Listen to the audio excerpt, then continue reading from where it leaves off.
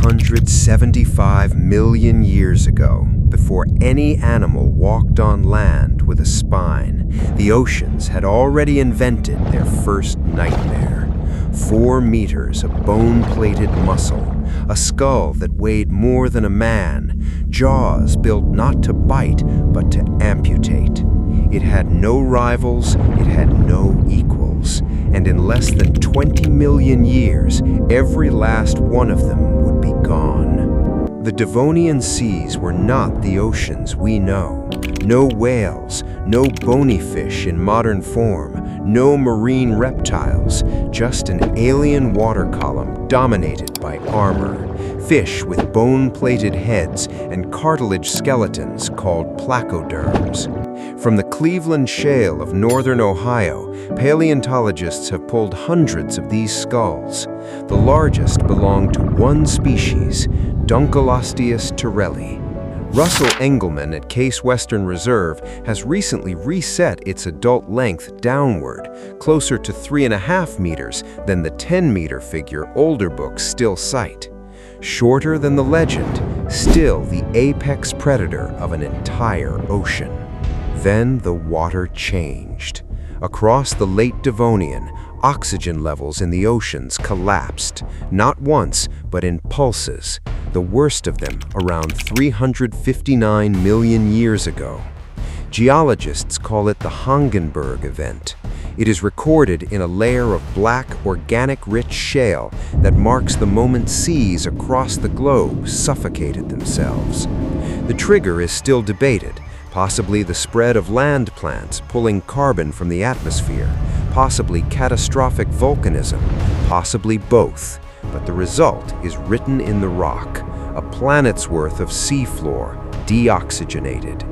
And if you cannot breathe, no armor in the world can save you. By the end of the Famennian stage, every last placoderm was extinct. Not most of them, all of them. An entire class of vertebrates, 370 genera, more than 50 million years of evolutionary history, wiped from the ocean. Dunkleosteus was not the largest casualty, it was the most famous one. The apex predator that nothing in the water could kill was, in the end, killed by the water itself. And the reason was hidden in the very design that had made it dominant. If you had stood at the bottom of a Devonian reef at the start of the Famennian, the apex predators were placoderms. If you had stood there at the end, they were gone, and 2 lineages you would still recognize today were left to inherit the wreckage. Cartilaginous fish, the ancestors of every modern shark, and ray-finned fish, the ancestors of nearly every fish you have ever eaten. Neither of them had the armor, neither of them had the bite force. What they had was something the placoderms did not. Bodies built for speed in low oxygen water and reproductive strategies that could survive a collapsing ecosystem. They were not the impressive ones, they were the cheap ones. What sharks had, and Dunkleosteus did not, was efficiency. A cartilage skeleton that did not require the metabolic cost of building bone armor. Gill structures that could extract more oxygen from less of it. And a hunting style based on speed and sensory range rather than ambush and crushing force.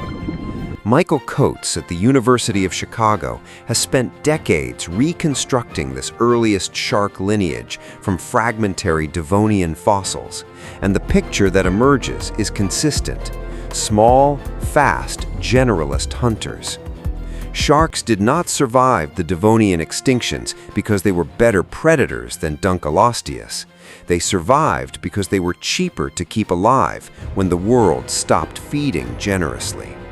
For the next 20 million years, the oceans rebuilt themselves with what was left. The Mississippian seas of the early Carboniferous belonged to sharks now. Cladocelec, Stephacanthus, and dozens of others radiating outward into ecological roles that placoderms had occupied for 50 million years. The bone-armored apex body plan never returned. not in fish, not in any aquatic vertebrate at that scale ever again.